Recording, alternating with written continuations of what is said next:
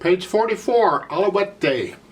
At the top of the page they have another musical symbol for you to memorize forever and ever and ever. It's called an 8VA, and it may or may not have a dashed line after it. It's called an octave sign. Well, let's talk about that. First question then is, what's an octave? An octave is, simply put, it's an interval of an eighth. Oh, that's nice. What's an interval? Well, we talked about intervals earlier on. Go watch those videos toward the beginning of the book. I told you how to calculate any interval. You simply count up from the note you're on. Just make sure the note you're on is 1. Don't start with 0. So let's just do a few intervals here right quick. I'm going to use the white keys. So I'm going to start on a C. I'm going to count up from C. And I suggest you always count up. Don't have to, but I suggest you do. So it's, if I have this interval, remember an interval is the distance between any two notes.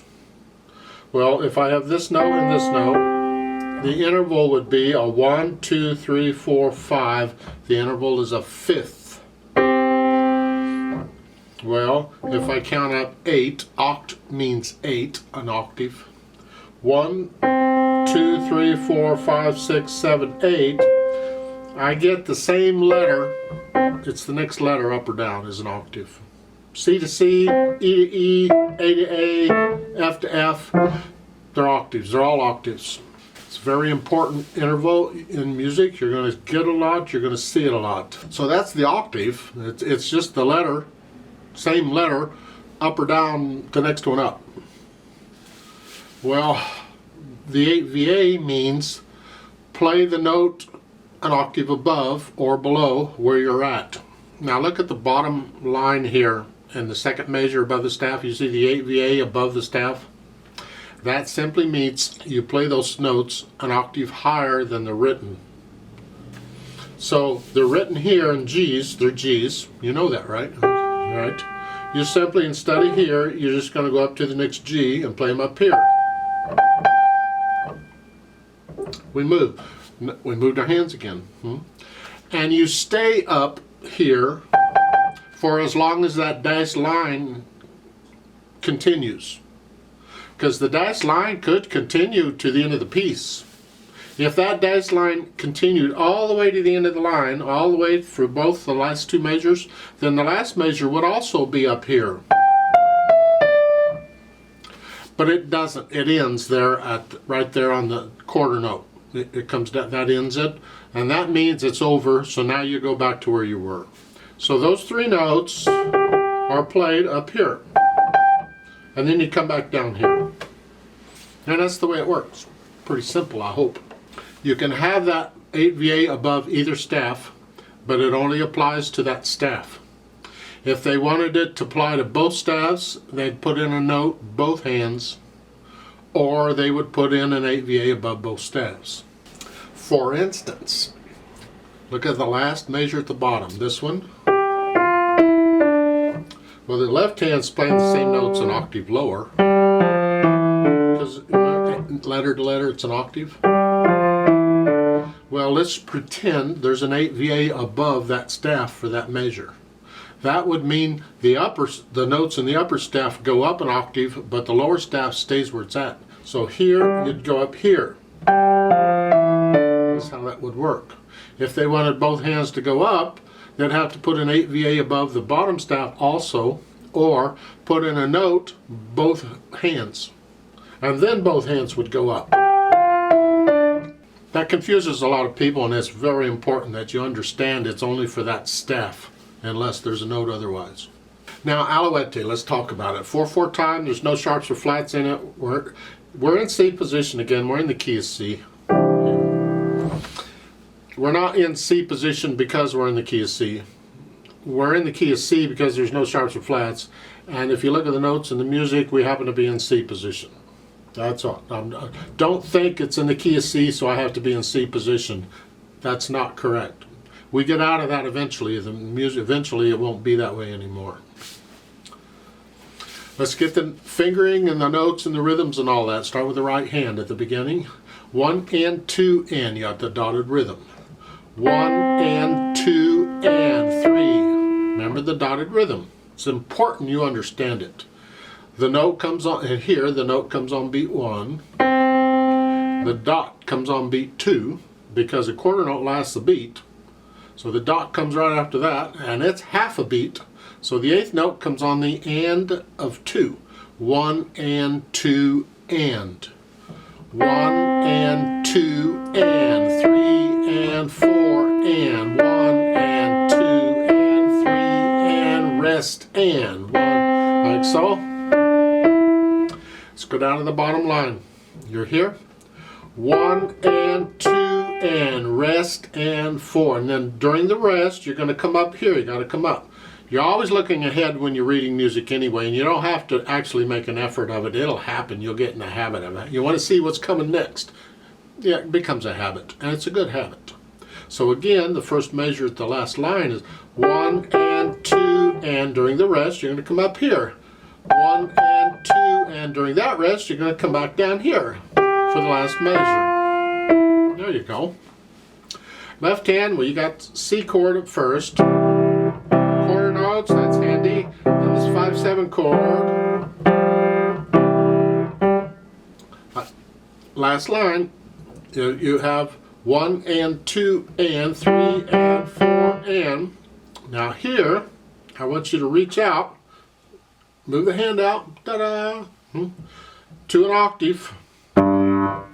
And this idea of feeling an octave, what it physically feels like, is an extremely important sensation to get in piano playing. You're going to get octaves a lot. You need to do it in both hands.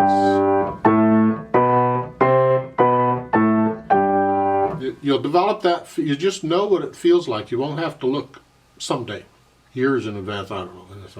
So here, during the rest, just reach out and move. And then once you're there, if you want, you can collapse if you want. But I suggest you stay here. Because after you play those notes, you got to play this note again. So just stay in this position. You see, whether you collapse or not after you move depends on the notes that's coming and what you need. So again, the last line is 1 and 2 and 3 and 4 and 1 and 2 and 3, 4 and 1 and 2. Like so. Put the hands together. Here. 1 and 2 and 3 and 4 and. So forth. Go down to the last line. You're here. 1 and 2 and. 1 and 2 and. 1 and 2 and. 2 and. That's a little tricky because while you're playing one hand, you happen to either adjust or move the other hand to get ready at the same time. So that first one, this is okay, but as I'm playing these notes, I'm moving up here. And then here, and then as I'm playing these notes, I'm stretching out. And then as I'm playing these notes, I'm moving back. So it's just, no.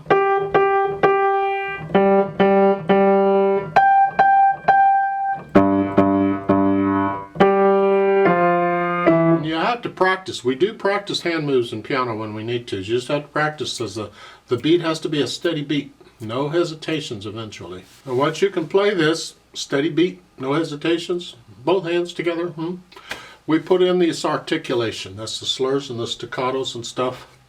Nice light wrist staccato. Now the right hand, you're slurred here. The first 3 notes are slurred together and then staccato. 1 and 2. Nice short staccatos. But the left hand is staccato. At the same time, you're going to slur one hand and not the other. Good luck.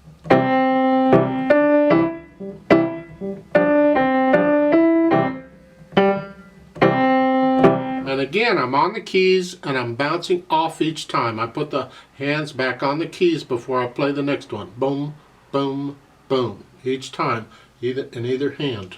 You can do this when it gets fast. And when you do that, it's a small motion. Don't come way up and do that. Then, the rest, I think you can read the articulation as well as I can. Just put in the slurs and the staccatos. Then we can add the dynamics. That's the louds and softs. They give you an MF at the beginning between the staves. MF is mezzo forte or medium loud, moderately loud, sort of loud. Yeah. That's to the melody. So how loud do you think moderately loud is in the melody? You'll have to figure that out. I can't help you on that one. Well, however loud you think that is, you keep everything else softer than that. It's in the background. It's accompaniment. It's got to be. Until the second measure, the last note, that G, that's melody. You got to play at the same loudness as you were playing the right hand, just for one note. So it's quiet. Just one note you're playing loud and the rest of them. Try and make it. You want to sound like one hand played all of that. So you have to balance that out. It takes practice. You'll get there eventually.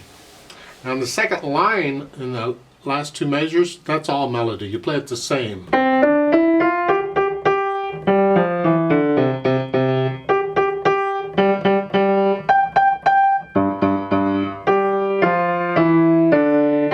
And then you get the idea. So wherever the melody is, that's what the dynamics apply to.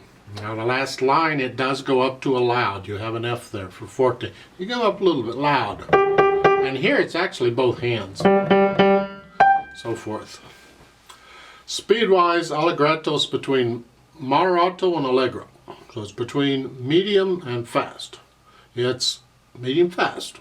Well, moderately fast. I call it the fun speed. It's a...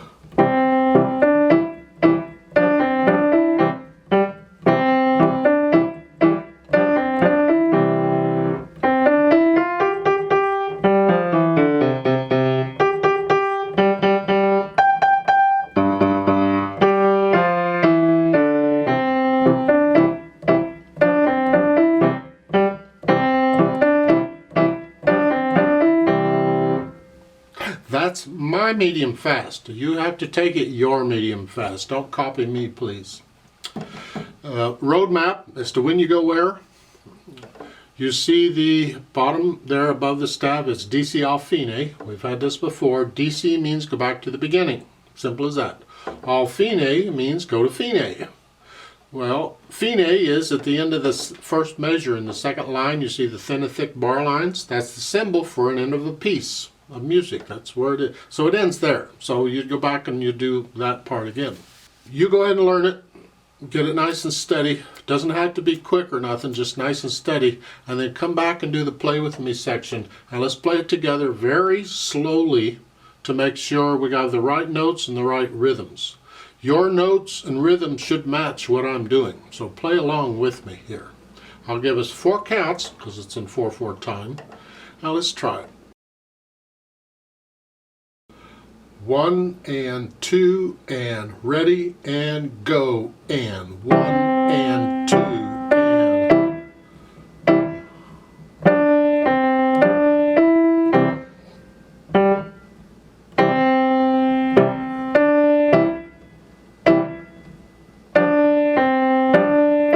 3 and 4 and 1.